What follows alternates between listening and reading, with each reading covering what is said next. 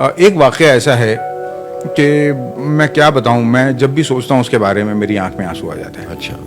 وہ واقعہ یہ ہے کہ بامبے میں ایک مضافات میں ایک بستی ہے ٹرامبے, جہاں پہ بابا ایٹامک ریسرچ ہے, اس کے پاس ایک جھگی جھوپڑ پٹی ہے. وہاں پہ 10ویں کے رزلٹ لگے تھے, تو 10ویں کے رزلٹ کے بعد جو ہے ہوتا ہے کہ آپ انٹرویو کرتے ہو, یہ میرٹ میں آیا ہے, وہ میرٹ میں. تو وہاں کی جھگی جھوپڑ پٹی کے ایک معذور بچے کا, جسے اب لوگ ہینڈی کیپ نہیں کہتے ہیں بلکہ ڈفرینٹلی ایبلڈ کہتے ہیں, تو ایسے بچے کو 74% کی حاصل کرنے پہ میرٹ لسٹ میں اس کو مقام ملا تھا. تو مجھ سے کہا گیا کہ اس کا انٹرویو کروں.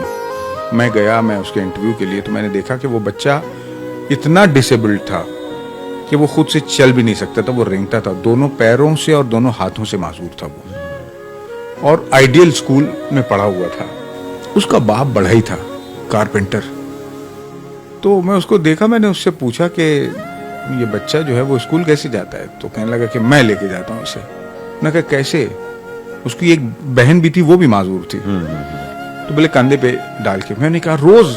تو بولے ہاں. بولے پہلے میں دوسری جگہ کام کرتا تھا, لیکن اس کے بعد پھر جب بچوں کو اسکول کا معاملہ ہوا تو پھر میں نے کہا کہ نہیں, میں بچوں کو کہ اسکول کا نقصان نہیں کروں گا, میں اپنے گھر کے پاس ہی میں کام کرنے لگا, اور جب اسکول کا وقت ہوتا ہے پہنچاتا ہوں اور لے کے آنا میری ہی ذمہ دار. میں نے کہا 10-12 سال سے مسلسل آپ کر رہے ہیں؟ بولے ہاں روز کر رہا ہوں.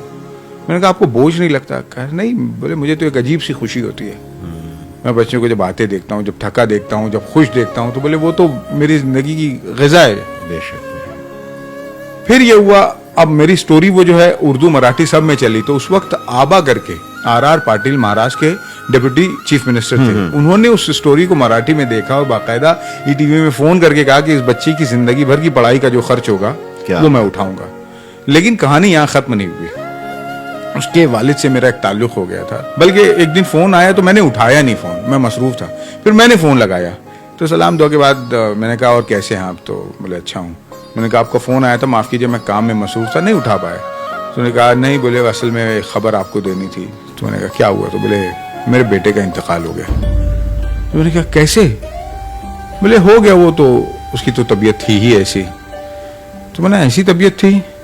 تو بولے ہاں, وہ تو جب پیدا ہوا تھا تو ڈاکٹروں نے کہا تھا کہ 8 سال جی جائے گا تو بہت ہے.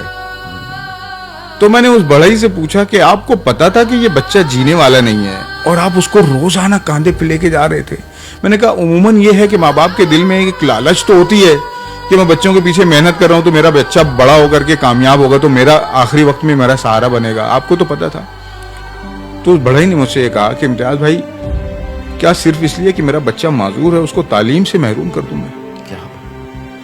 مطلب آپ دنیا جہان کے بڑے بڑے, آج ہم نے کیا کیا ہے کہ ہمیں ملینز میں جس کے ویوز ہیں اسی کی باتیں اچھی لگتی ہیں.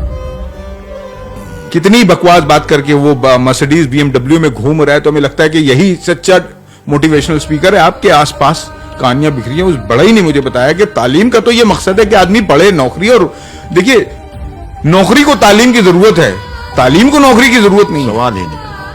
تو وہ اس آدمی نے تعلیم کا صحیح مفہوم مجھے سمجھایا کہ پڑھنا تو اس لیے ہے کہ یہ آدمی کو انسان بناتا ہے. بے شک. اس بڑھئی نے جو ہے وہ واقعی مجھے بتایا کہ بہت بڑی بات تعلیم کیا ہے. کیا بات. تو میں جب بھی اس کے بارے میں سوچتا ہوں مجھے لگتا ہے کہ شاید ہم لوگوں نے, اب دیکھیے نا وہ اتنا معذور بچہ ہے, اس کو باپ روز آنا لے کے جا رہا ہے. آدمی محنت کرتا ہے تو اس کے سلے کی تمنا کے لیے کرتا ہے, اور باپ کو پتا ہے کہ کچھ ہی دن کا مہمان ہے. اور میں یقین کے ساتھ کہتا ہوں کہ یہ ہر ماں باپ کے لیے سیکھ ہے. اچھا کس سے آپ توقع کریں؟ اب مجھے یقین ہے کہ ان کو جو اجر ملنا ہے وہ وہاں تو یقیناً ان کو بہترین اجر ملے گا. بے شک.